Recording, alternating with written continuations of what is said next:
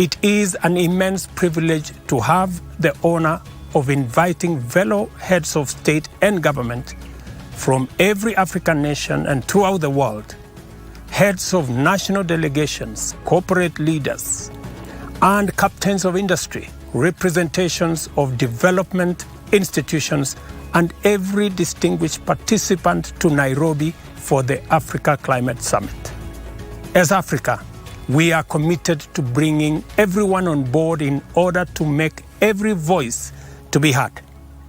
Since the climate crisis does not discriminate between the global north and the global south, or between rich nations or poor nations, effective climate action must recognize our shared threat as well as collective opportunity to develop and implement common global solutions.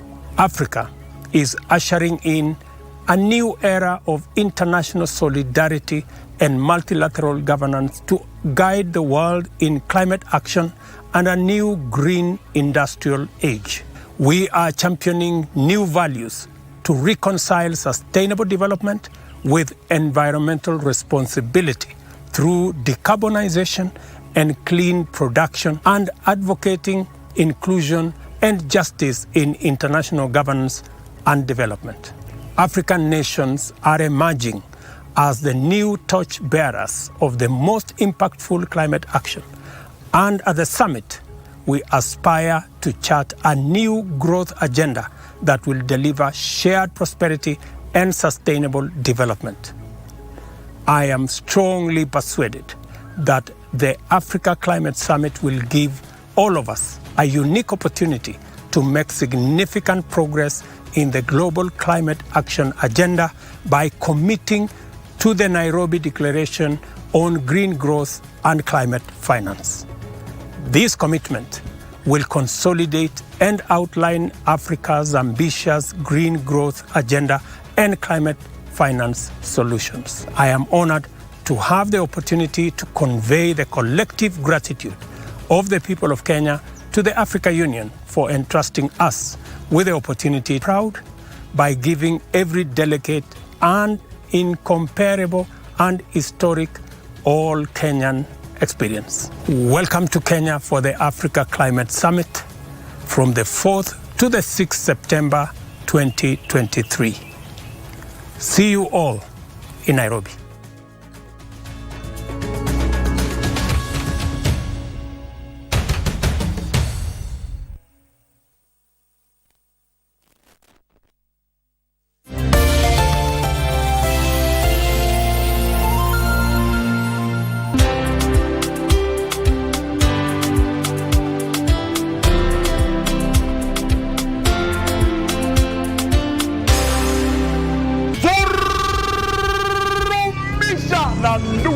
Officially, Nudhi iko ndani ya one of the boxes ya Lucky Game.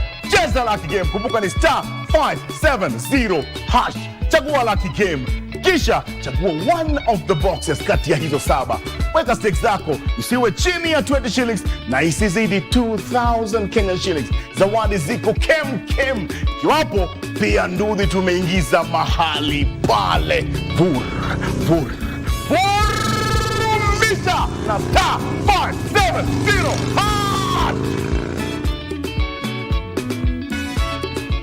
The 9th World Cooperation Industries Expo will be held in Istanbul, Turkey from the 17th to the 21st of September 2023. Join this exciting exhibition to grow your business, trade and network with various businesses all over the world. To register, call or WhatsApp this number.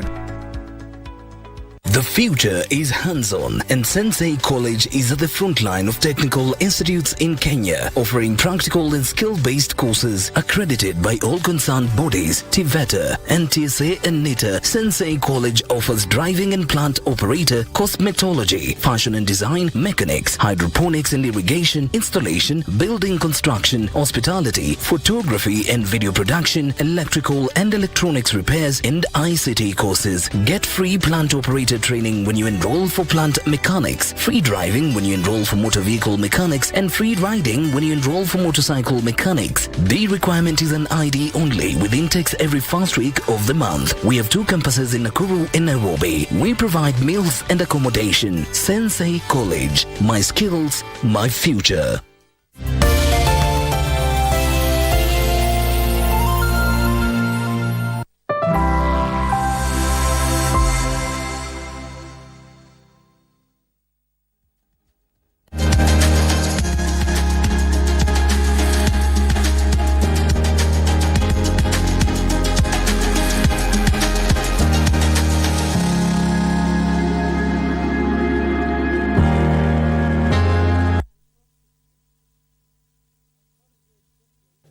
We have the largest natural carbon sequestration infrastructure. If there was a company for collecting garbage globally, and I'm talking about carbon garbage, Africa would have the largest shares because we have the largest lungs. The only problem is that those who produce the garbage refuse to pay their bills.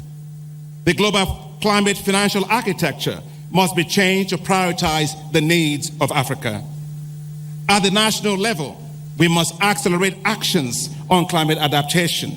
And that is Africa is also a beacon of hope, filled with potential and a global example of what pro-climate and nature-positive development should and must look like. We have also been working closely with the International Monetary Fund as a participant in the Resilient and Sustainability Trust. We have access to long-term financing to further integrate climate into our economic policies. Almost 95% of our energy is from hydro and natural gas. We are also leading in nature conservation with almost 38% of our landmass under conservation in various regimes. Without swift collective action, we risk witnessing the obliteration of Sierra Leone's invaluable ecosystems, leading to further dislocation of our communities and the devastation of their sources of sustenance. Our summit cannot and should never be a talk show, but a place where concrete actions and actionable actions are being taken. We developed our NDC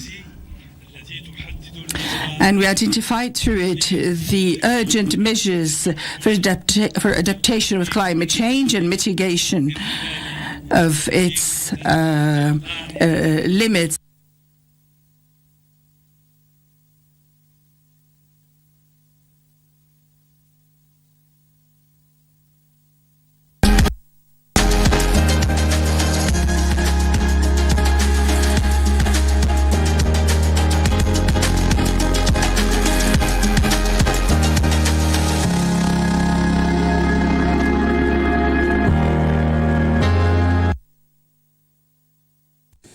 The eyes of the world are on Nairobi.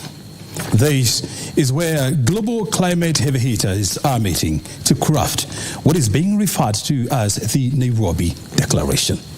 But the question is, will this declaration deliver a long-lasting impact on the war against climate change? Good evening and thank you very much for joining us. For the last 24 hours, more than 15 heads of state from Africa are meeting here in Nairobi, as well as over 25,000 delegates from around the world, just to discuss one topic: climate change. This is not the first time when global fat cats are meeting to discuss climate change. It has happened in the past, and it is also going to happen in November at COP28. And the question is, what will be the impact of the Nairobi Declaration on climate change? Will it have any impact on COP28? And will this be a discussion at the United Nations General Assembly, which is taking place later on this month in New York? That is the question. But the conversations are taking place and positions are being maintained. The question is, what is the way forward for the climate change? My name is O'Brien Kimani. This is the Scorecard. I have always said this, it is the most intelligent conversation this side of Sahara. I'm not shying off from saying this today. In the studio tonight, we have our regular team of experts in the studio, and this is none other than Professor Fred Ogola. He's a governance expert. He's joining us tonight. He has always been here. Prof, thank you so very much indeed for your time tonight. Welcome. And today, next to Prof, we also have another Prof.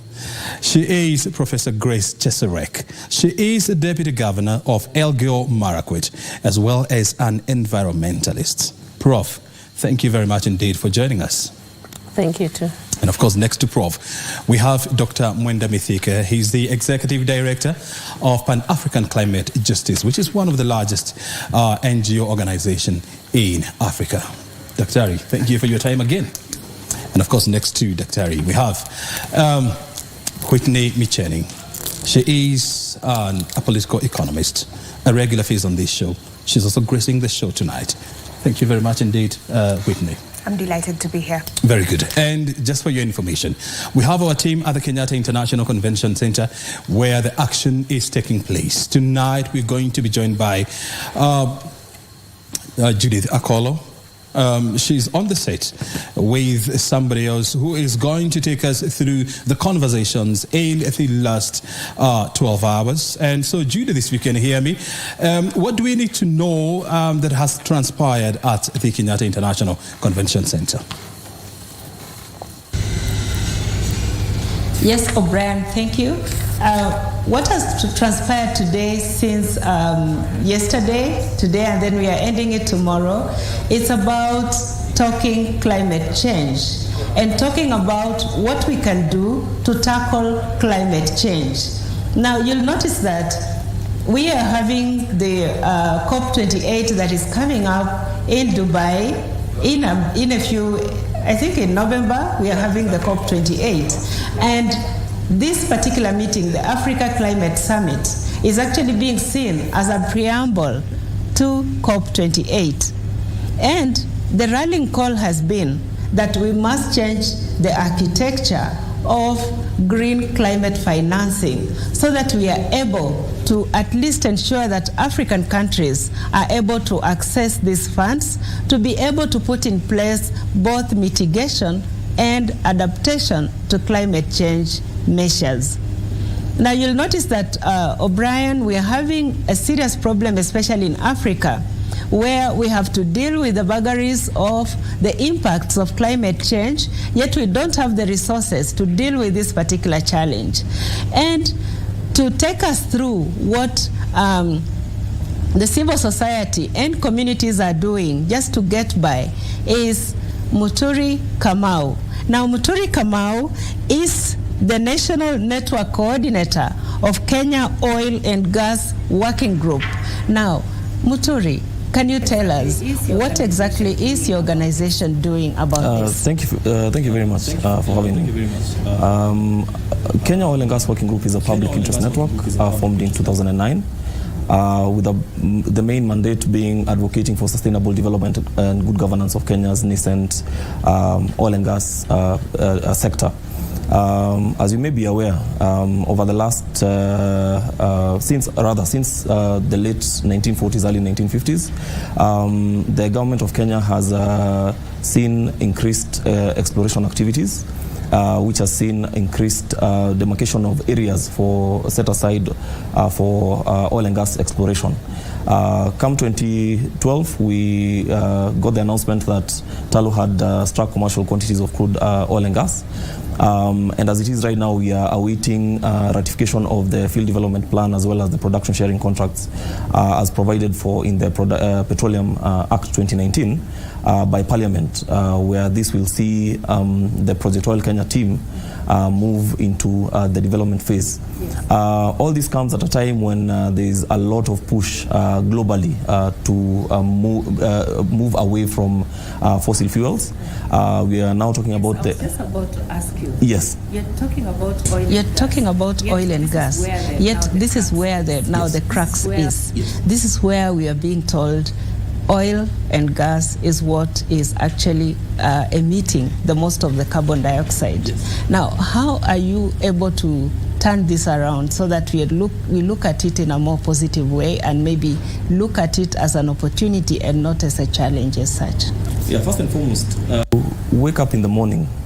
Many do not realize the extent of byproducts of hydrocarbons that we actually interact with on a daily basis. I think a majority of Kenyans just know that we have the plastic bottles that are byproducts of crude oil, as well as the petrol that we use in our fuels. But there's so much that comes from hydrocarbon resources, including what is used in the pharmaceutical industries, is used for cosmetic industries and the likes. So it's one of the largest industries that we have. Now, the big question becomes, how then do we find alternatives to some of these things so that we relieve that dependency on hydrocarbon utilization on a daily basis? One of the things that as an organization... What are these alternatives? That is a question. That is a good question. I may not have the question right now, but the answer right now, but as it is right now, we are seeing a heavy shift in terms of renewable energy utilization for daily use. For instance, if you're looking at exploration activities, they largely depend on diesels and fuels that contribute heavily to emissions.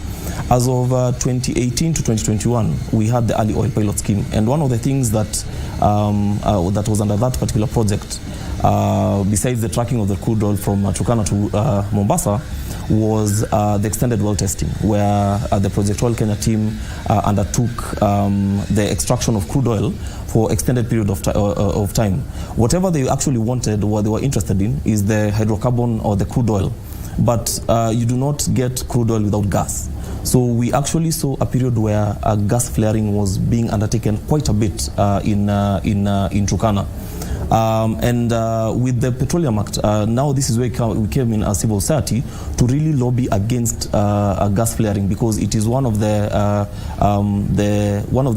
things that contributes to greenhouse gas emissions from this particular sector. So we have been able to really lobby for changes, and as it is right now, the Petroleum Act only allows for gas flaring in the event of emergencies, and there's a particular provision where you actually need to get the proper permits from the ministry to ensure that you are able to do that, because at times when you're drilling, you'll encounter unprecedented increases in the gas levels.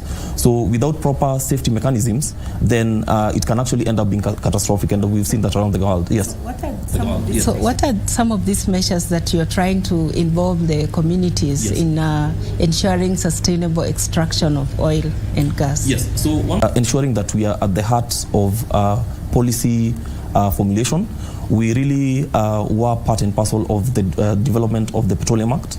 And some of the provisions as to, for instance, how revenues can actually be used to ensure that part of that money goes to not only looking at future generations, but what are some of the alternatives that can actually move this country from dependency on fossils to renewables. Once again, another thing that what about the agreements may have already been signed that don't have those provisions. How do you ensure that these communities actually understand what is in the agreement and what they can do to ensure that they are not suffering, from the effects of a company that did not adhere to what? Unfortunately, when these companies come to the country, they normally get into these agreements with government, with the exclusion of communities who bear the brunt of the environmental and social implications of exploration and drilling activities on the ground. And so I think it is right, this is the opportune time to advocate for disclosure of some of these contracts, so that we actually look at some of the climate change commitments that we actually signed into, and how we are actually able to hold some of these companies to account when it comes to emissions. One of the conversations that we are really pushing for and trying letting communities understand is that when it comes to project design, already there are companies such as Chevron that are actually using solar as an alternative to achieving net zero carbon barrels of crude oil. Well, it has not happened, still a reality far to come. I think it is the high time that government, first and foremost, lays bare these contracts, we analyze them. We already have a transparency and accountability framework as anchored in the Petroleum Act.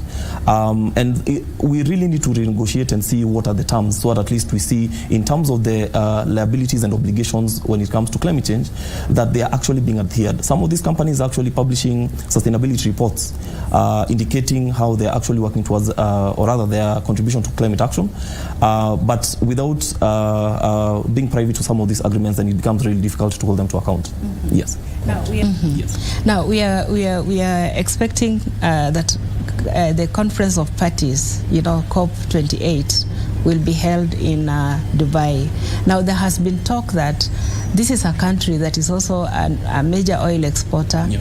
It has major oil resources, and therefore, how do you go to a place where they are the main emitters, because they trade in oil? So this argument that we shouldn't be going to Dubai, we should. How do you look at that particular kind of argument?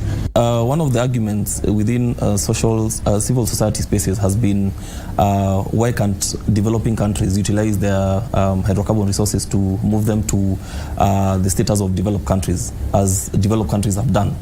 And it's the point of view that you wish to look at it. It is good that a particular conversation is actually moving to the UAE, and I think that is one of the countries that would really go a long way in terms of ensuring that we are actually actualizing this energy transition. However, it is a reality that needs a lot of work, a lot of financing, and I think the critical first step is ensuring that renewables are actually incorporated into project design components of oil and gas extraction, which is going to go a long way in cutting those emissions into half. Mm-hmm. Yes. Mm-hmm. Yes. But those renewables, you need enough finances to invest in them, which most of the African countries don't have. Yes. And they're saying, okay, we still have our oil reserves. Mm-hmm. So which way do we go? Do we exploit our oil reserves, or we forget about it, oil and coal, we forget about it and go green completely? Yeah, it's interesting in Turkana, and the Turkana people will ask, you're now telling us you're now coming up with conversations about energy transition. So does that mean that we'll not get the revenues that we're expecting from the extraction of that hydrocarbon reserves that are actually in Turkana? So it's a conversation that really needs a thorough thought that needs to be put into, but more so just ensuring that the revenues that we actually get, if we actually to proceed, because early this year there was a notice that the country intends to open up around 4 or 5 additional blocks out of the 63 blocks that we actually have, but just ensuring that those particular revenues are actually part of them used for development, part of that money being used for future generations, but most importantly, using those revenues as a vehicle to achieving that particular energy transition. And that is why I think, as it is right now with the current government regime that we have, it is really fast-tracking some of the policy frameworks, such as the Natural Resources Benefit Sharing Bill. And this is pretty much going to go a long way in ensuring that communities can actually get whatever they expect from the exploitation of hydrocarbon resources, but also how can part of those monies be used for sovereign wealth funds. For instance, Norway is one of the countries that has actually recorded success in the utilization of sovereign wealth funds. So how can we as a country also borrow that model and utilize it when it comes to the exploitation of these hydrocarbon quantities that we have? Mm-hmm. It's an important conversation. Now, still going back to working with the communities, do you see this succeeding? Because they are supposed to understand what climate change is. Is that what is happening, or we need to do more to make them understand about climate change? Yeah, I think first and foremost we need to perceive notion that we need to tap into that particular pool of resources that comes from commitments from COP.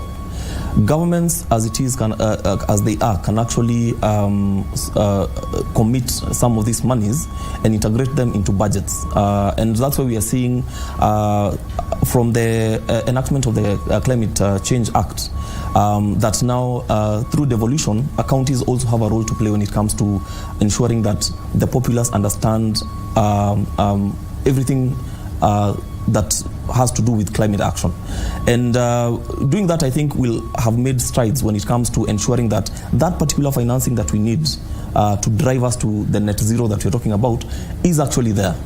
Yes, and I mean the government has come up with the least cost power development plan that outlines our present and future needs for the next 10 years. So it's very interesting. It's actually a very opportune time that we're actually having some of these conversations. Yes, and we've seen the Kenya Climate Change Act bill actually going through Parliament. What is your take on that particular issue? Is it something that is in the right direction, and how do you go about it? Provisions that are really going to be useful, and especially those that actually target communities. For instance, when it comes to ensuring that there is the sale, communities actually benefit from the sale of carbon credits.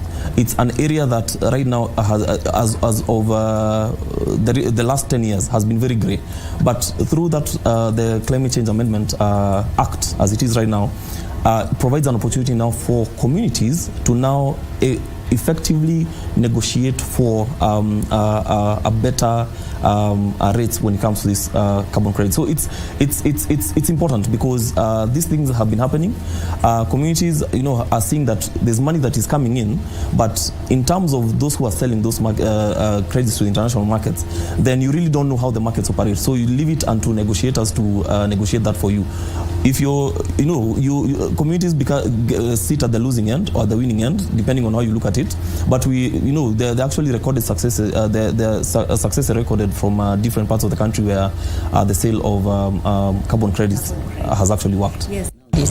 Yes, actually that's the direction to go, because then that will be utilizing the opportunities that are coming with climate change. But now we are told that our capacities are not sufficient enough to negotiate for better deals out of those carbon credits. What can we do as a country to ensure that we are able to actually benefit from such resources that are available to us? Yes. It takes me back to when we started the conversation around upstream petroleum. We did not understand anything, but through the support from development partners, there was the Kenya Petroleum Technical Assistance Project that came and really tried to ensure that the government of Kenya, not just government ministries, also through civil society and the constituents that they work for, were able to participate in capacity building workshops and trainings to understand the technical nature of oil and gas processes. And as it is right now, go to Turkana and you'll actually find communities in the communities assemblies actually discussing technical issues to do with oil and gas extraction. They've already seen the impact of the hazardous waste that comes.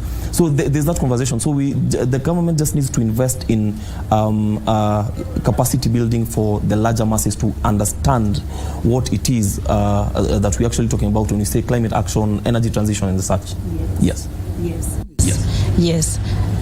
Making sure that the masses understand what is happening on the climate change scene will actually be the cog that is remaining to be put on that wheel to ensure that we are tackling climate change. We've been talking to Muturi Kamau, the National Coordinator for Kenya Oil and Gas Working Group. Thank you, Mr. Muturi. Thank you.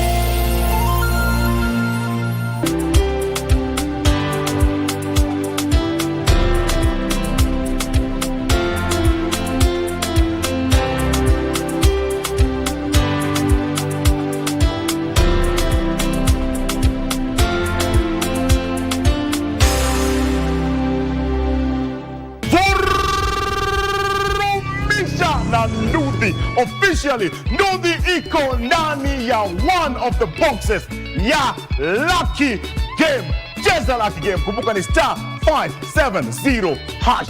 Chagua Lucky Game. Kisha chagua one of the boxes kati ya hizo 7. Weka stakes zako usiwe chini ya 20 shillings na isizidi 2,000 Kenyan shillings. Zawadi ziko kem.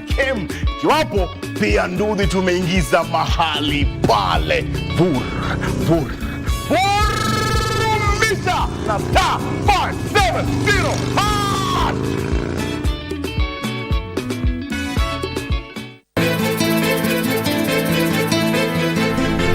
Wewe ni mtoto wa dingo kivipi? Hebu nieleze nielewe.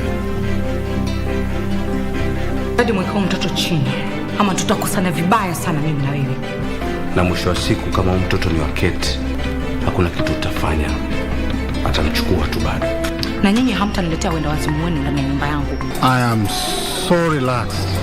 Hata sitaki kitu chochote kingia kati ya furaha yangu. I know the feeling. Ulikuwa wapi leo? Nakuuliza ulikuwa wapi? Wewe umeingia saa hizi, nimekuuliza watoka wapi?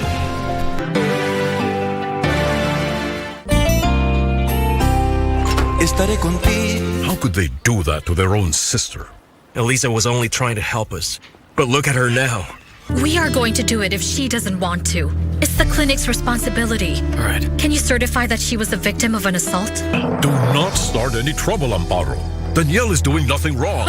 You can tell me that once you see how they've been together lately. You need to observe how those two look at each other. What nonsense are you talking about? Just observe them.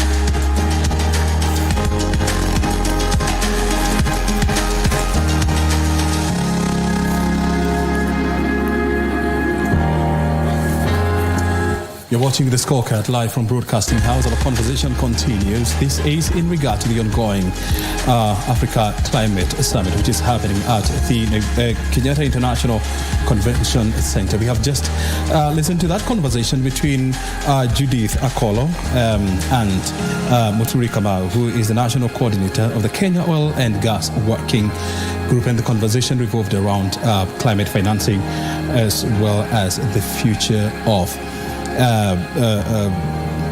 oil. Well, time now to come back to the studio and now continue with the conversation from where they have left. I gave you a sneak preview of the people that we have tonight, and I just allow me to remind you this. You must be wondering, where is the statistician? Oh yeah, in the name of Marie Yambo. She's very good at giving us the data. Today she's not in. She's on vacation, a working vacation in Naivasha. Oh Lord, I love her. She's having fun and she's watching this program. Okay, so she's part of this conversation. So Marie Yambo is coming back to on the show on Tuesday next week. But never the case, we have a team of qualified and competent Kenyans who are going to share with us the statistics, the figures, and the facts. I told you we have two professors in the house.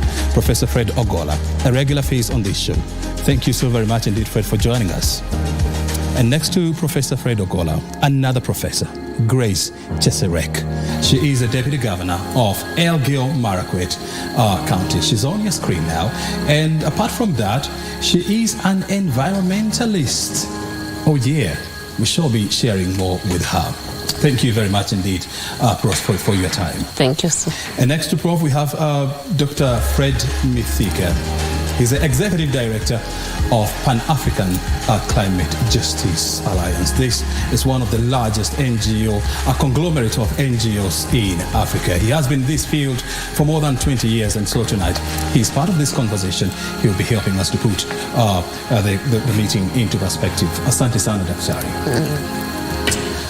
Last but not least, we have our very youngest, a resident analyst. Well, she's become a superstar on the show. Her name is Whitney Micheni. She is a political economist. She's well versed also on issues around climate change. Oh yeah. Thank you very much, Whitney, for your time. Thank you, Brian. And Very I'm good. delighted I want to go straight to this conversation, and I want to find out from Dr. Mithika. I mean, out of this meeting, we're hearing some big words, and some serious statements, from African leaders. Words like, we have come of age as Africa. We should be allowed to determine our destiny. Africa is now on the big table. Those words are coming from African leaders. Beyond that, do they mean anything else?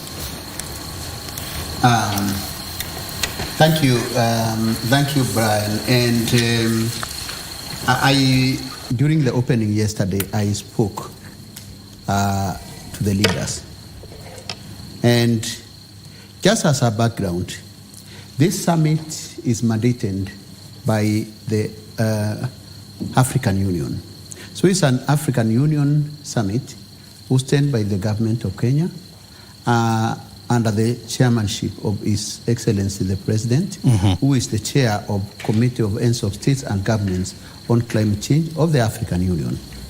And so we have been very expectant in having this summit. In fact, it's called inaugural summit because we have never had such a gathering of leaders talking in Africa, talking about this very, very important subject. And so the issue then here is not being the table, on the table or not. We have been on the table. You have attended the COP. You are in COP27, and more than 100 heads of states were in Sharm el-Sheikh. And that was a global meeting. We are going to COP28. So, we have and so many conferences. The point then here is, what is the difference between the African Climate Summit and the Sharm el-Sheikh conference and those others? Here, it is the Africa trying to find its own voice. We want to consolidate our voice as a continent. Are you trying to say that we don't have a voice? Because you're saying that we are trying to have. What we have been saying is that when we go into those conferences, we go divided. In fact, Africa is divided on the basis of language and culture and other sectors. And so we go there, not a unified conference, and I mean continent. And so there are so many other blocks. In the international interaction, the global is the division a default or by design? I think both. Both? Yes, because of course there are so many interests. The Francophone Africa, for instance, is really, a captive of the French. Everyone knows that. And nothing can happen. And that's the problem, why you are seeing the problem there. But we'll come to that another time. So what we are saying here, we attend these conferences. We have the European bloc. We have the Latin American bloc. And they are very solid.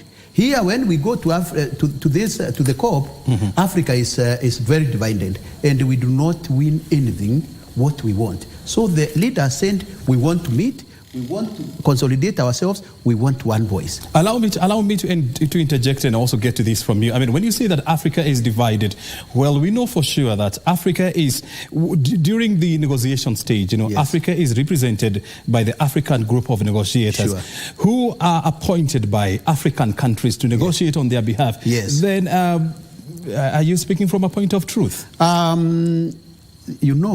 And actually that's the geopolitics of climate change.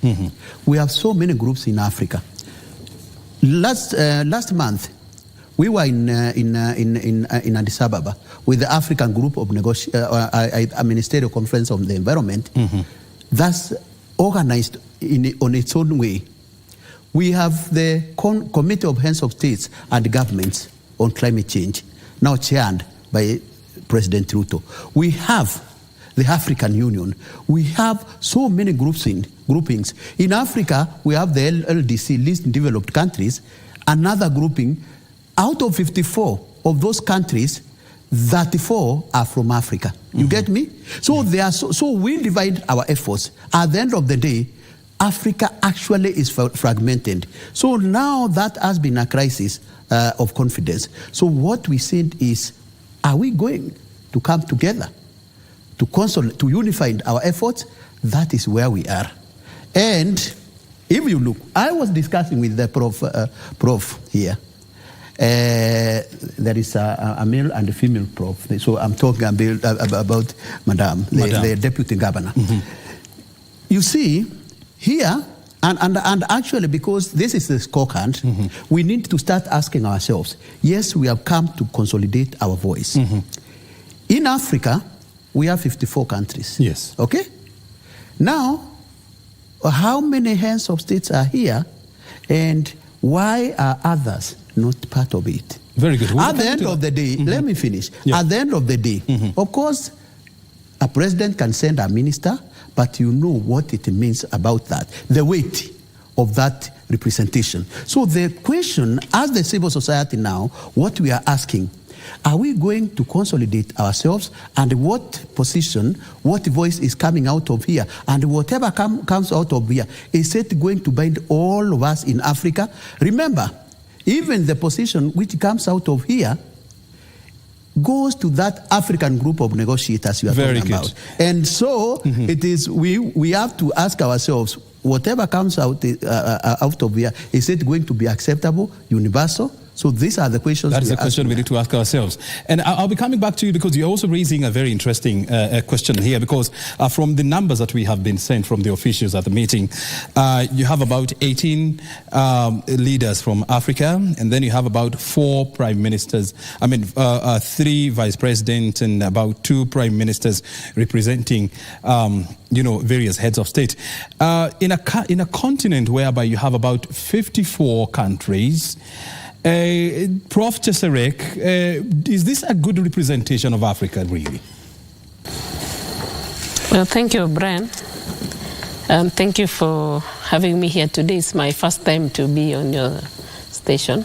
Welcome. And we are happy also to be part and parcel of the African Climate Summit, coming from the county governments. You notice that this was mainly a national government function, but since we are the implementers at the ground, we decided to be here also to follow the decisions that they're going to make. So my contribution is that so far so good, at least we've made a step, and they say a journey of 1,000 steps starts with one step. So that step that we are able to host an African summit in our own region, in Nairobi and in Kenya for that matter, is progress. We've made one step. And just to say that since all these summits or meetings of the environment and climate change have happened, today, this week, Africa has decided that they have to speak one voice. And I follow what Mithika is saying, in that as Africa, we've been segmented: South Africa, East Africa, Central Africa, North Africa, Sub-Saharan Africa. And by heads of states coming to Nairobi, it is to say now we are one continent, and we want to speak to each other and come up with resolutions that we can implement as a continent. And it also to say that if you stand alone, it does not help you to stand alone as a country, but we can achieve more by working as a continent. And the more numbers we have, the better, even for the negotiation. I was only disappointed that I didn't see most of our heads of state, because we expected this to strengthen also our African Union Commission, to say that we are now one and we are going to speak in one voice. There is power in numbers. Yeah. But so far so good. It is the first meeting, and we look forward to even more meetings where most of the heads of states will commit themselves. Tomorrow they are going to do the Nairobi Declaration. It is not just Kenyan, it is an African declaration. So we look forward to see what they are going what we are going to agree tomorrow, and to even think of how are we going to contribute in terms of funding as African countries. Do you have an idea, how that critical document, the Nairobi Declaration, is likely to look like? Do you have any sneak preview? I know generally it will be around green development, and how to fund climate change activities. And mainly to do with adaptation, resilience. There is a lot of talk on conservation and restoration. But the other challenge that came up is that even as we speak as Africa, Africa is not only about government officials. We had representatives from the indigenous communities, from the youth. I didn't see any specific one from women, because when it comes to climate change, women are heavily affected. Because it is about water and it's about accessing food. And this is the cadre that is really affected so much. Very well. And I now want to turn to Prof. Fred Ogola. I mean, yes, Africa is speaking. It is speaking in Nairobi, and this is not the first time that Africa, is having a voice on various issues. The question is the world listening? And if the world is listening, will they act? Yeah, thank you very much, O'Brien, and the panelists here and our viewers. I think the way we have organized this summit tells us more of the way not to organize a climate summit. And because I'm an economist, I'll use evidence. For example, who funded this summit? Who has set the agenda? Those news trending of the non-state actors were excluded. The Environmental Act that was written by Daktari here they removed some civil society and remained only with some people whom they wanted to remain. So other thing is, what is Africa? Do you know that this Africa is so diverse? There are some parts of Africa don't even feel Africa. For example, if you go to Egypt, they ask you, how is Africa? There are some parts of Africa that don't feel Africa. I'm sure, Doc, you've traveled across Africa, you can tell that for sure. And then what is do Africa have any common environmental challenges that you can say these are common African challenges that needs to be discussed in an African summit? And last but not least, O'Brien, the issue of climate change and global warming affects the whole world. You cannot continentalize it. According to me, when there's global warming, it affects every part of the world. And this is a world challenge that should be discussed in a global conference. And just to tell you, you asked the question, is the world listening? When I was doing my studies in Barcelona, there's a time when there was a global conference on climate. And I saw something that tells you Africa has still not figured out how to hold such like conferences. First, they led Africans to present. Do you know what Africans presented? They presented pictures of donkeys, of camels, and cows that were dying. To see, look at how we are suffering. Rivers which were disappearing and islands which were being covered by water. And completely, you cannot make a decision on such a thing. Then when Asia came to discuss about how their population is trying to eat into the environment. A bit of some data, but I was not very happy with them. The people who made me a little happy was Europe. Europe told you, if you reduce carbon emission by 2%, our GDP shrinks by this percentage. So if you're asking for this reduction, we won't give you aid. So they're telling Africa that as you continue demanding for these issues, it's going to affect the aid we bring. For example, if the GDP of US or Europe shrinks because you are demanding the reduction of carbon emission, because it's through the production. Remember, Africa has not reached what's called the manufacturing age. We have not yet industrialized. So we have not even become pollutant. We are still a primary producer. Yes, actually Africa is lying between hunting and gathering and a bit agrarian revolution. Because after agrarian revolution, you have to go to industrialization. Is it really that bad? Yes, that bad. Because when there was hunger in Kenya, people are eating guavas, roots of a tree. People are eating dogs. These are things which you are even covering. Well, I'm not sure about that so we're eating dogs. I don't think it was really that bad. Whatever it is, I'm trying to say, we are still oscillating between hunting and gathering, and then agrarian. In my village in Siaya, we eat guavas. We can find them.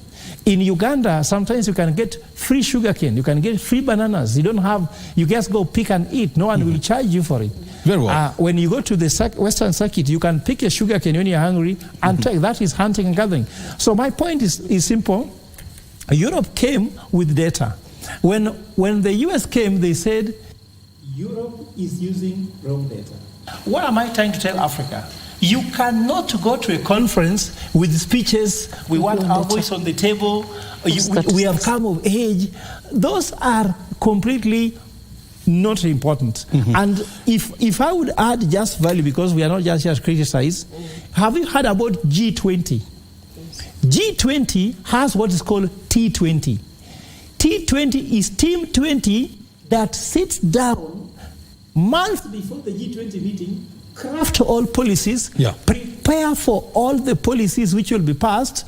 When the G20 now comes to meet, is about the present meeting. But here you had someone making speeches to each other. I was saying what you are referring to is the technical team of 20. Technical team.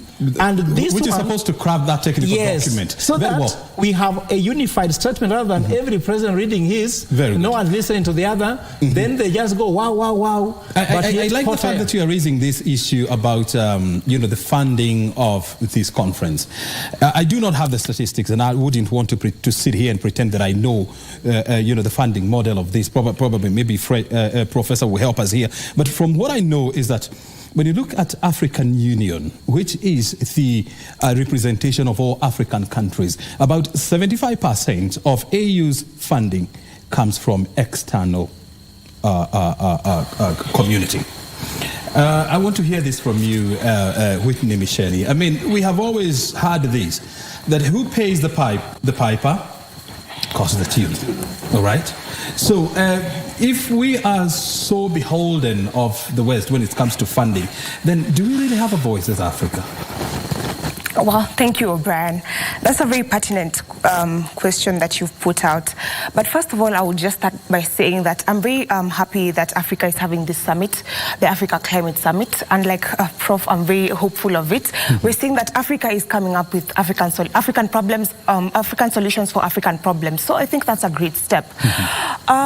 We're seeing that many of the heads of state and head of governments are coming here to say that Africa has a huge potential, first of all, in the demographic dividend. 60% of the population of Africa is youthful, so they're coming to see how they can, they can use the population to, scale up the green economy.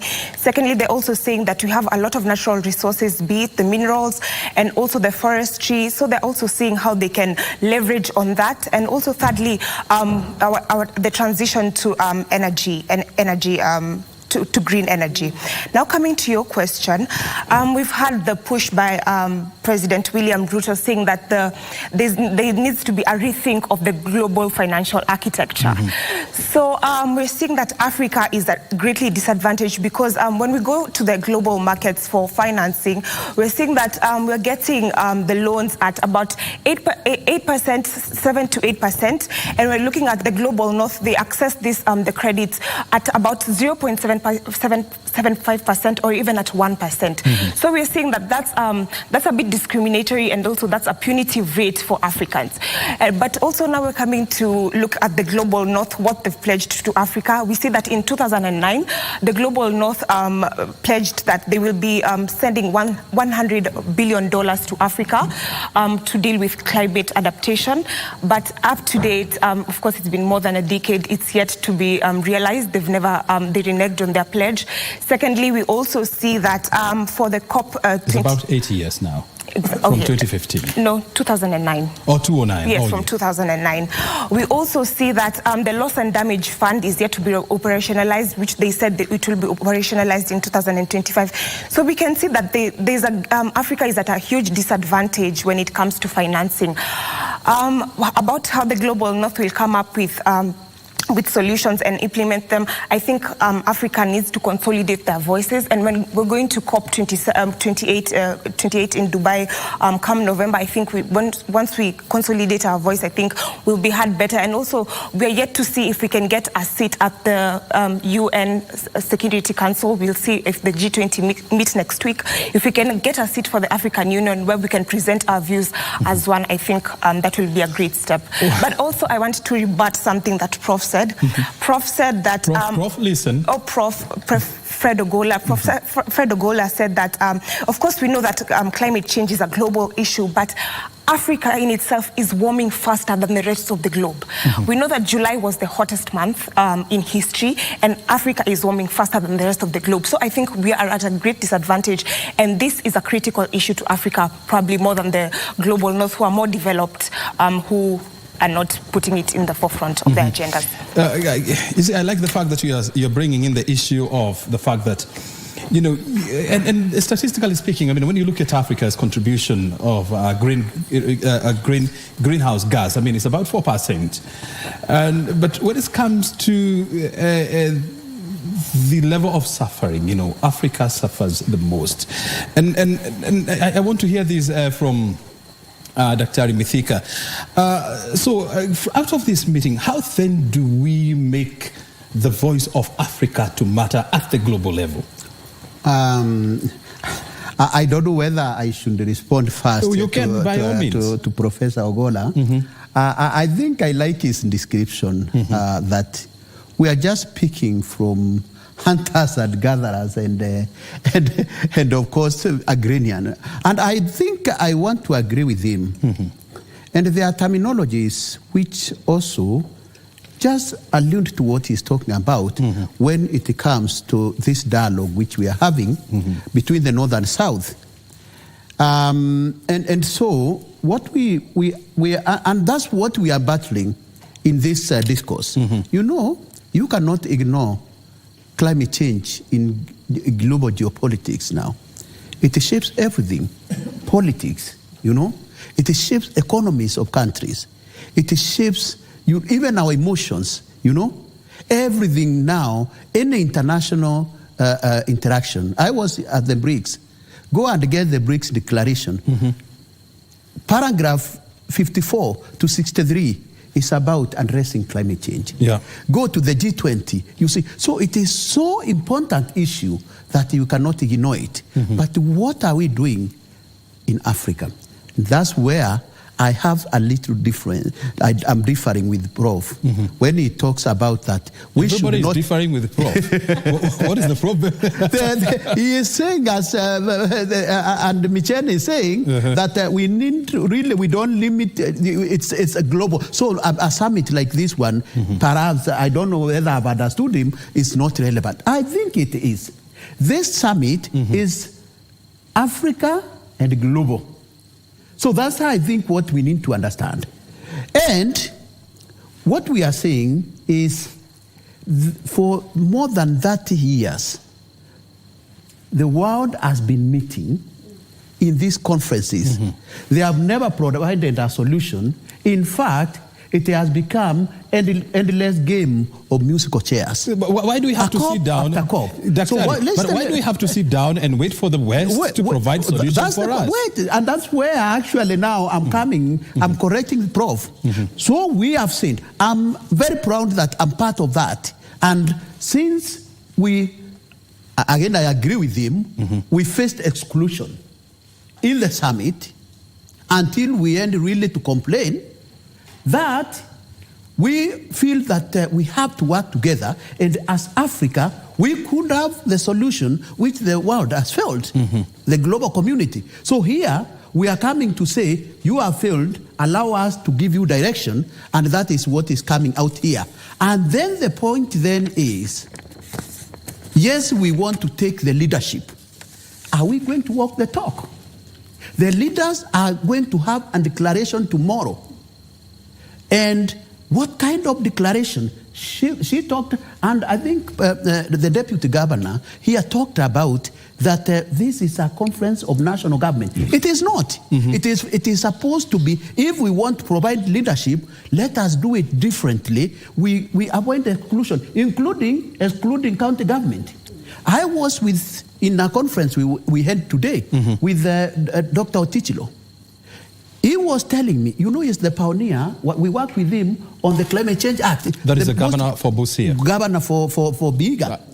He surprised me that when this flocker was being launched, or they were getting the money, he could not get even a minute to speak. The person who drove this very innovative thing. Us, we have struggled to sit at the table. Under this committee, the non-state actors committee on this summit, self-organized, but we cannot get space. The point again is, and you asked who is driving the agenda again, and comparing that with African Union. What's the problem with us in Africa? Yes, we want to speak as Africans. Are we in control of this summit? Look at, I receive invitation to speak, not from the deputy governor, not from a minister of environment person, but from a white person somewhere that is providing support to the summit. My friend, we have a problem. So I agree with the Prof that this is what we are experiencing, and we have to talk it out. We need to speak to power. I mean, if we want now, just a minute. If we You've been having just a minute, so many of them. One minute. If we want to provide leadership and solution, then you find even we have surrendered even the organizing to external. So what are you telling me, that are we not really joking? Dr. help me understand here. I mean, look here. We are five of us here. I want you to respond, Prof. Grace. I mean, we are also in a situation whereby we are not agreeing that we are in control of this meeting, or we are not, or who is funding and who is not funding. And the situation is replicated at the African level. Yes. So the question is then, how do we consolidate our voice, consolidate our actions as Africa, and speak with one voice without dividing ourselves along the Anglophone and Francophone lines? How do we do that? Thank you so much. I think it came out clear yesterday, that the summit was organized by the African Union Commission and the government of Kenya. So let's be clear about that. Number two is that we need to know, where did we start? Where did the problem start about climate change? Was it our problem as Africa? We will say no, because we all know climate change is global. And we used to talk about think globally and act locally. Because whether you act or you don't act, the effects will get onto you. Yep. And the effects are not only in Africa. Even Asia, even European countries now are becoming colder than ever. They're having very hot summer seasons. And the Asian side, India, people are dying because of heat, extreme heat. So climate change is a global problem that requires local solutions. Because you cannot, I agree with Prof here, that, that you cannot demarcate and say, now Africa, we are going to live like this, Europe, we are going to live like this, the Americas, we are going to live like this. But we are asking today, as Africa, as much as we are facing the greatest impacts of climate change, who is the main cause? We are not contributing to the emissions. So for us, we are just sending a bill to the developed world and saying, you have generated this much emissions, greenhouse gases. It is your industries and your development that is that's raising these temperatures. We as Africans are being affected negatively by droughts, flooding, and all this. So can you pay? There's a principle called polluter pays principle. Can you pay? We just want a bill. We want them to fund. We don't want loans. We want a grant. So in short, and I didn't want to take you on that, Prof. Maybe I just finish so that you can ask me that. So we want a grant so that we can now restore the carbon sinks. And you can hear from the presidents when they were talking, and even the ministers, that as Africa, our resources have not been properly accounted for. There is something called payment for ecosystem services. Our Congo forest has been absorbing all this carbon dioxide. How much money is being sent to DRC Congo? And I'm sorry, my brother, as we are talking now, we keep talking of DRC Congo as our main carbon sink in Africa, but that forest is it is at risk because of also every developing country is in DRC Congo, inside the forest. Doing what? Pretending to be doing roads, doing railways, opening up the waterways, and yet they are scooping the resources of the DRC Congo. So even as Africa, as we talk, we want to, again, specifically protect the Congo forest and all our existing tropical forests, of course, including our local one, Kakamega forest. Otherwise, we are actually going to extinct.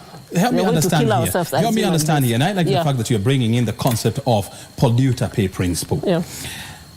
Aren't we then encouraging bad habits by the West, by the rich countries, that yes, you can go ahead, pollute the world, as long as you can pay us? Aren't we then encouraging that, Prof? Actually, before she allow him to respond. I just want to add at the same point. No, please. Just to add the same point. You can go ahead. It happened in the Vatican. Why the Lutherans broke away from the Catholic Church? There's what they call a sin of indulgence. You can commit sin, then you bring the sadaka to the altar. This is the same thing that they're doing, which is wrong. So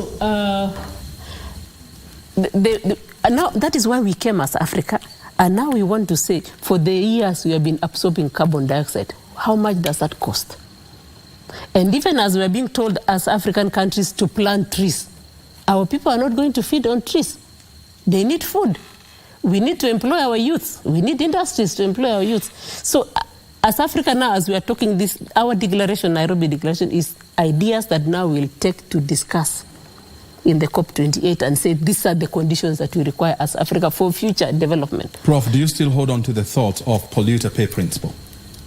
To some extent. To some extent? Yes. I want to hear from you, Micheni. I mean, if I explain that further, I think I need to why don't you allow her to?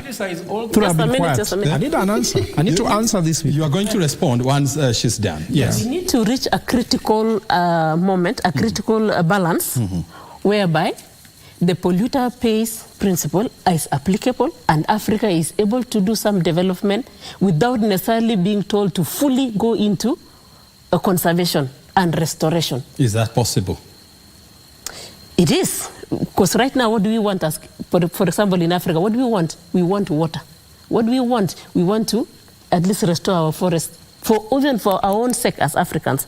What do we want? We want food for our people. So we can integrate all these activities together with our economy should be aligned with conservation and restoration activities. Prof. Ogola, do you want to respond to Prof. Cheserek?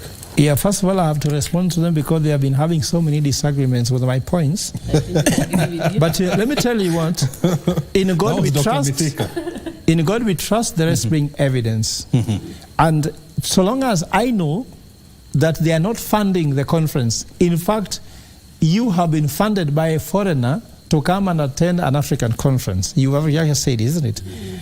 They actually implement... Not funded, invited. Invited. Even invitation, isn't it? Yeah. Can you imagine that a foreigner invites you to your own ceremony? So you can tell how that can be detrimental. In fact, the case where young people are blocked from attending the conference, we were doing a press statement about it. Non-state assets were blocked. So these are all signs of a problem. Then the other thing, you heard what Whitney talks about the issue. We are pledging. Let me tell you what, Daktari. I hate these things where the West cheat Africans in broad daylight. They tell you, we have pledged $20 billion to you. To get accreditation and access that money takes you 5 years. So I want access to the fund, not pledges. In fact, the one they did in Sheikh, the COP 27, was just the same thing, pledges. Now, this, you'll also receive pledges, but you can't access. Even the Green Climate Fund, there are so many pledges. The US has already committed $30 million we are to looking African for, countries. For example, Green Climate Fund, only 2 institutions in Kenya have qualified, Equity Bank and KCB. How many banks can go? Then they tell you cannot get 100%, you will get 50%, 25% each you can give. What I'm trying to say, we want access, we don't want pledges, because when you go, they tell you in the conference, they make a declaration, we pledge 100 billion shillings. Then the conditions are that you cannot meet them. The other thing is it a loan or is I don't like Africans who go and shout in the conference with no data. That one I don't like. Just shouting, no data at all. You're just shouting. They don't help. In fact, when they listen to you, yeah, that's what they're doing. We are on the table. We have come of age. We are mature. We can also talk. We are on the table. On the table doing what? With what data? And what do you want from this table? There's just completely not helpful. That's why I didn't attend Michelle this. is not agreeing with you. Michelle, I can see you are nodding your head. Are you nodding in agreement or in disagreement? Then it's too cynical. No, I'm just being honest. Okay. Then let me... No, I mean, respond to allow her to respond to you. No, he can just... Let Let me just sit my... The other thing is that we have not prepared for this COP. As an economist, there's what you call 40-20-40 rule for any summit, which means work needs to be done. 40% of the work needs to be done before the summit. The summit takes 20. Then after the summit, 40% is going to follow up this and that. For example, after those declarations you make, there's no implementing body. This is a summit. After that, everybody goes back to their bedroom and everybody leaves everything there. Which is the implementing body that will follow up? Sudan said this, Kenya said that, US pledged this. There's no implementing body. So this is just a place whereby every head of state comes to make a speech, then they command television back home in their places to show they are live in Nairobi.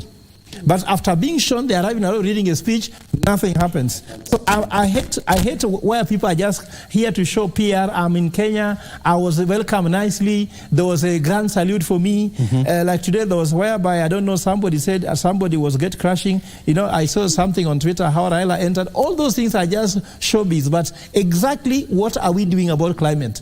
As we continue doing all these things, climate is being hurt. So then I'm talk about the issue is that we have not even been able to engage ourselves before we engage the world. What did we even manage? For example, some heads of state did not come. The statement said they were supposed to come 25, 15 came, isn't it?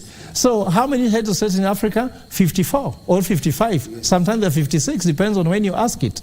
Now the point is, why were some people missing? No, if you declare now that there are 54 states, someone will tell you there's the 55th.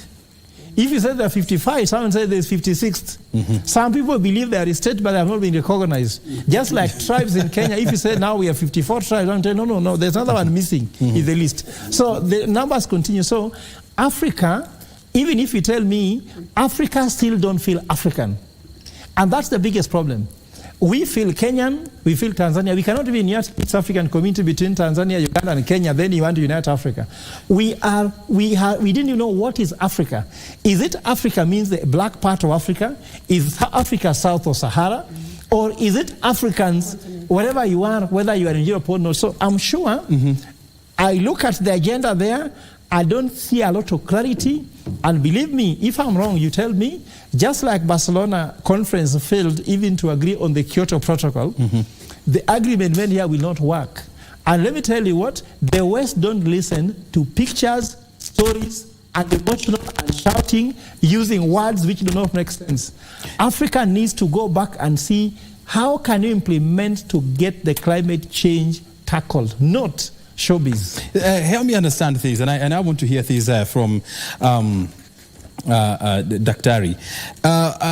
You know, Prof is bringing a narrative, has been shared around the world that the West or the rich countries, they have mastered the art of dividing Africans or Africa along financial lines, and this is witnessed, when you attend some of those big meetings, like COP, whereby you see, one rich country having an agreement with country B, from Africa. Another one will be having an agreement with country C. And this kind of fragmentation, it weakens the African position. And so there comes the question then, how do we then tie our loose ends and ensure that we negotiate as a team, we talk as a team, and even we approach our issues as a team? First, allow me, I think, to respond to Prof. Just one point about. Are you agreeing with him this time around, or disagreeing? I agree with him. I think he's making a point here. But the issue of data, and this again is what we have been complaining particularly in this conference. One, do we have African institutions which can help us with data or which can generate data? My response is we have huge data generated by African institutions. The African Climate Policy Center at the UN Economic Commission for Africa. Go there. There is sufficient data to tell you what we need in terms of numbers on climate change in Africa. In Kenya itself, I'm telling you, our NDCs have been quantified. We need 6.2 trillion Kenya shillings to implement our national determined contributions. The point, then the question, and which I agree with you, do our politicians who make laws and policy makers rely and trust our technical experts? This is the question we were asking when you go to the secretariat. The people who are managing all these are not Africans. We were asking, including now the declaration we are talking about. And we have a problem with it. We have complaints, O'Brien, because I met when I was working from the hall, the chair of African Group of Negotiators. He is a Zambian. He was telling me, Mithika, there was a document which I'm told has come out as declaration. Yeah.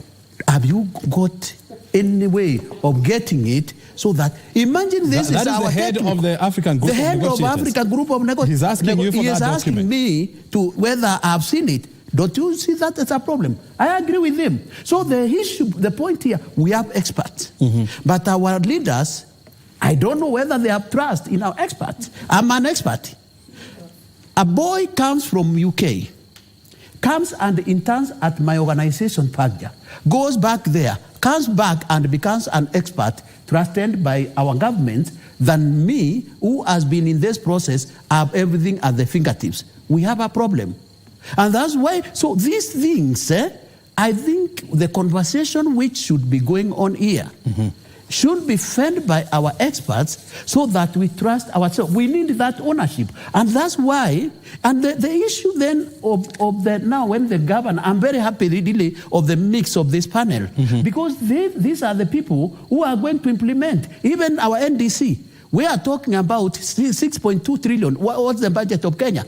It's about 3.2. 3.2. So you can see what we are talking about. But where is it going to be implemented at the local level? Are we involved in them? You can see already she is detaching herself. So those she is saying, this is African Union and government of Kenya. Are you not government of Kenya? In fact, you are second tier of government. You should be part of this at the center.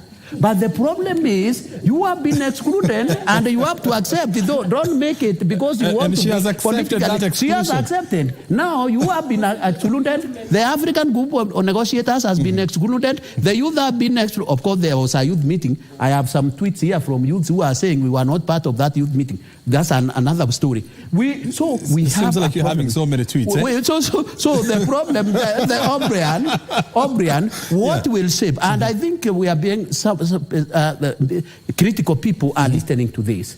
We want them, when we find Mithika raising issue on this thing, I have the best interest of this country. Okay? This thing can embarrass us. If a document comes out here, it is dismissed by the countries which are not here. The African Group of Negotiators, the stakeholders in Africa, including the civil society, what will it mean for the image of our country? Very good. You get me? Let me allow me to just a minute. 30 seconds, yes. That's seconds. The other point, so the point here is that tomorrow is very critical. And the president and his advisors, including me sometimes, you know I often to advise him wherever I meet him. I tell him in these meetings, I tell him I'm one of his key soldiers. One thing to credit him. Are you canvassing? No. I don't want. I'm not looking for a job for the information. So one thing we have to really credit the president. On national TV. Yes, one thing we have to credit him for is that he has brought that national continental consciousness. Yeah. Really, that mobilization is huge. We need to see something positive coming out of it. Very good.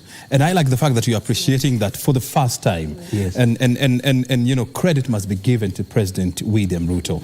I mean, he has been in office for less than 1 year. Yes. I mean, he's almost clocking his first 1 year. But he has managed to come on board, bring African countries together in Nairobi, and with the aim of speaking with one voice. The president must receive. The intentions is good. The intentions are good. The president must receive a pat on the back. And I want to hear this from Whitney here. Do you feel the representation of young people in this conference? And if they are represented, are their concerns being addressed? Thank you, O'Brien. I do believe that on Sunday, President William Ruto had a meeting with some of the youth who are involved in climate change. So I do believe that that's a positive step. But we look at when we look at the continental stage. Oh yes. Sorry. The youth presented their document yesterday. But when we look at the continental level, I don't believe that other African nations are really engaging the youth, who of course are 60% of the continent's population. And we also see that when we're going to the green economy, we're looking at innovation and skills and just intellectual conversations and being just upskilling the youth, meaning the youth are very critical in this conversation about climate change. But when we're coming to other than Sunday, we've not seen other youth speaking at the main events, probably at the sidelines of the events. So I do believe that the youth need to be involved because, as I've said, they're 60% of the population. And as we're going forward, they can be very well tapped in transitioning to renewable energy. Tell me this. If you were given, a position to make a presentation as a representative of young people, what would have been your message? My message to all African leaders would be to invest in climate resilient projects. When we're looking at climate resilient projects, we can only see that they are employing about 1 million youth in the whole continent. And we're seeing that unemployment is a big issue in all African nations. So when we're looking at probably mobilizing resources at a national level and also at international level to get to mobilize resources so that they can invest in climate resilient infrastructure. Be it we're seeing the geothermal, investing in geothermal, investing in solar, investing in wind, and also just hydro projects. So I do believe that that's very key in bringing the youth in. In bringing the young people. Help me also understand here, Prof, and I want to bring you on board, Chesarik. So how then do we ensure that, remember, later this month, world leaders are meeting in New York for the annual United Nations General Assembly. That's a very critical meeting. And then in the month of November, the world is also converging in United Arab Emirates for the COP28. How do we then ensure that the Nairobi Declaration, the input that will come out of that document, will find a place in these two critical meetings that are coming up? I totally agree that the document, when it is signed tomorrow, at the end of the summit tomorrow, it will find its way to those two global meetings. I want to allay the fears that my brother here is saying that we don't know what is in that document. Definitely, the presidents don't do the document, but there were meetings of ministers in between. I'm sure there were technical teams from each country coming up with the document, but then the document has to be read in plenary so that then it is agreeable, and then from there it can be signed. I just wanted to say, as Africa, we need to look at 3 critical areas to really be able to solve the issue of climate change. And that is the issue around population, how is our population? What are our numbers? As much as we pride in having very young and youthful population, is it sustainable? So is it time that Africa, we need to look at our population policies and see how we can manage that? The other issue, from our point and also from the developing world, is the consumption patterns. I think we are eating too much at personal level, at household level, at country level, at regional level, and even globally. And there's also a lot of wastage, particularly in the entire process of agricultural sector. And we need to come up with now enterprises that can focus on reducing wastage of the entire agriculture system, and that includes livestock. We also need green enterprises. And I still go by the polluter pays principle, but we are now saying we don't want just handouts of small monies. We want investment, real green investment in the area of energy, green energy, in the area of smart agriculture, in the area of supporting institutions, and also helping us, particularly those of us who are at the county level, to implement policies which have been developed. The county governments were invited to the summit.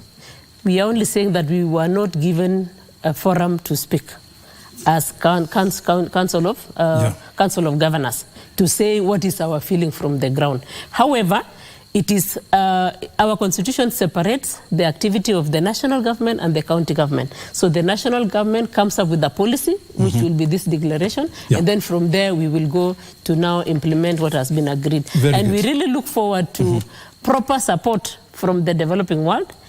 Good money, they have made pledges to yesterday and today. But as Professor Ogola here says, we have an issue with how these pledges are coming to the country. I want us, because at the end of the day, I mean, we must come to the end of this conversation. I can see time is really So we want to see a situation whereby... Would you allow me to finish? Those funds come directly to communities. Very good. I want to give each and every one of us 30 seconds so that we'll have 2 minutes before we go to the scorecarding question. And I want to start with Whitney. I want you to say something positive about this meeting. Thank you, O'Brien. I do believe that we're talking about African solutions to African problems. We're talking about the way Africa is well poised to be a global superpower in green economy. We're talking about natural resources, renewable energy, and I must insist on the youth dividend, who are, we have a youth bulge, as I've said, 60% of the population, who we can use for innovation and creativity and their skill set to move to a clean green economy. Very good. Yes. Thank you. My point here, and Professor Ogola talked about we are moving from until we came to the agrarian, from Stone Age, hunters and gatherers, to agrarian, to industrial revolution. Now we are technology revolution, and that's where we are now, green revolution. What is driving that green revolution is transition of minerals. Now it's not the fossil fuel. Where are they?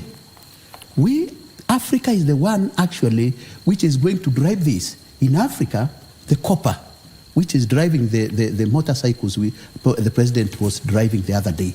Lithium, nickel, manganese, cobalt, graphite, chlorium, zinc, silicon, rare earth, all these driving the solar panels, driving all new the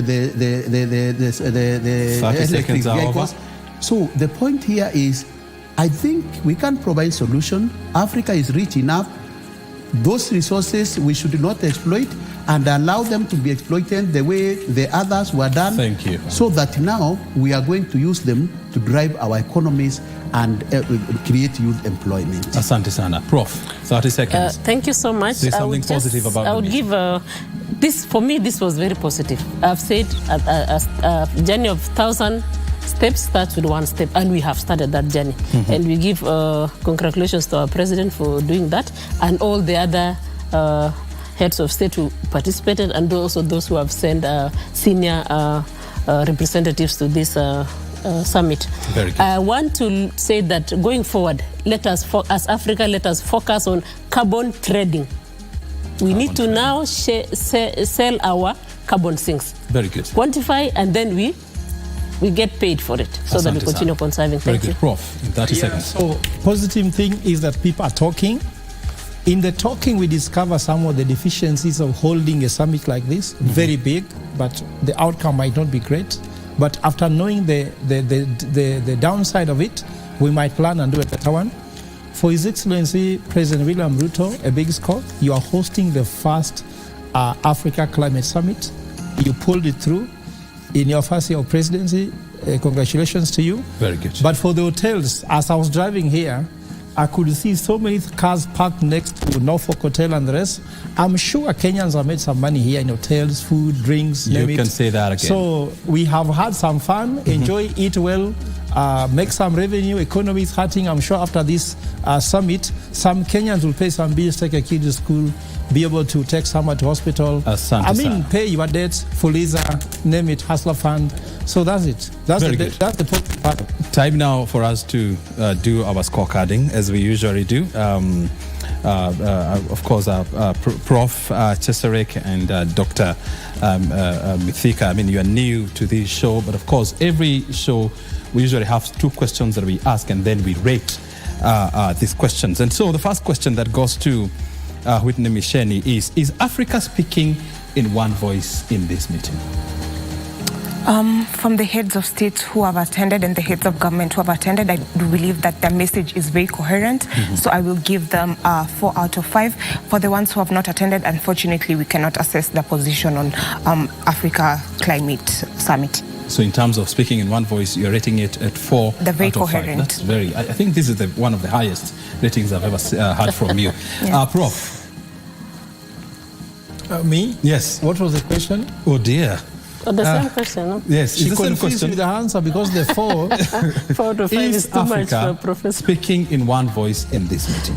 In a scale of 1 to 5, I'll give it a 2 because Africa has 54 heads of state, 15 attending is under attendance. I even wonder whether there was a quorum. Very good. So you're saying 2 out of 5. Yes. Very good. Dr. Mithika Mwenda, is Africa speaking in one voice in this meeting? This is a very tricky question. I think I will be fair. The effort of His Excellency. First of all, is it a yes or no? I'll give it 3 out of 5. 3 out of 5. Very good. And Prof. Cheserek. Yeah, mine is a yes, and I think I give it 3.5 over 5. 3.5 out of 5. Very good. Very interesting ratings here.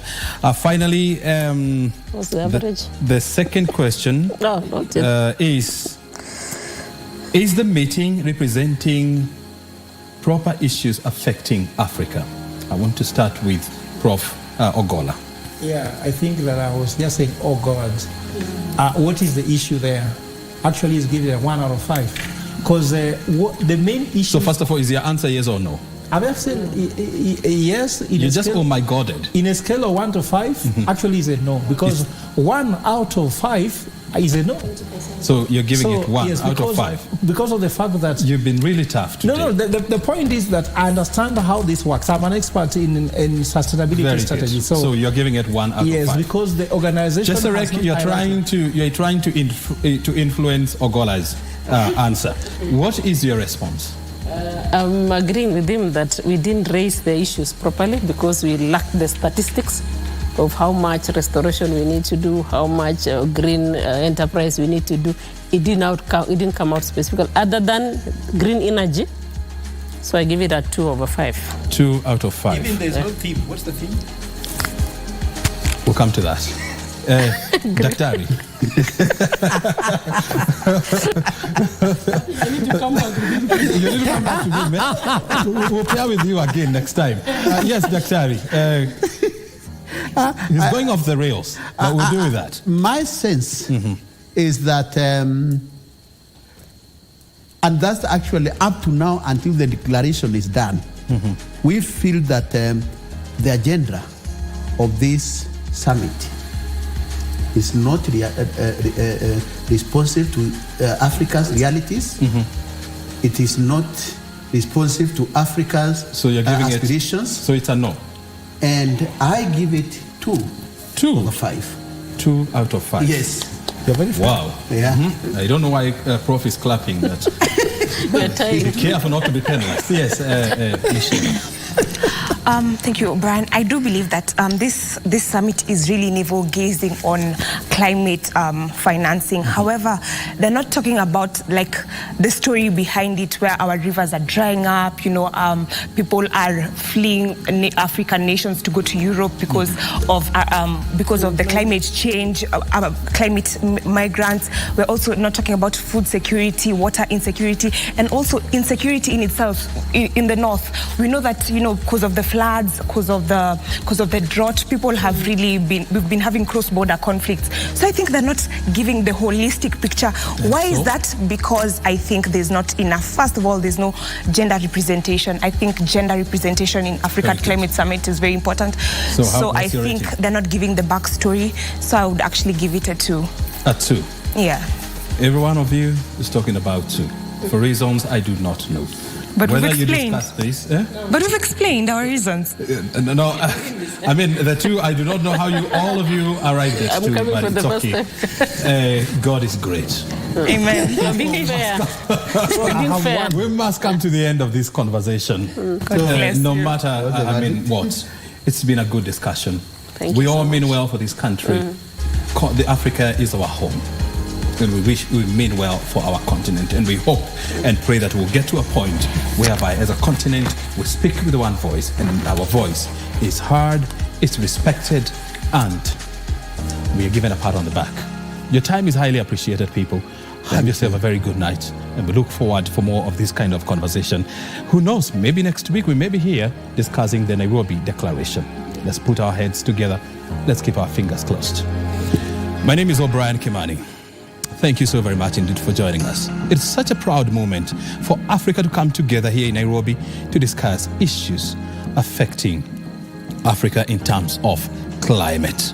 This is the first conversation that we are having here in Africa. Many more will come.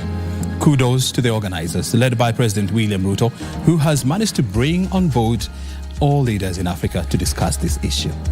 This has been Scorecard. Thank you for your time. We'll see you again next week. On behalf of the entire Scorecard crew, have yourself a good night, and thank you for watching.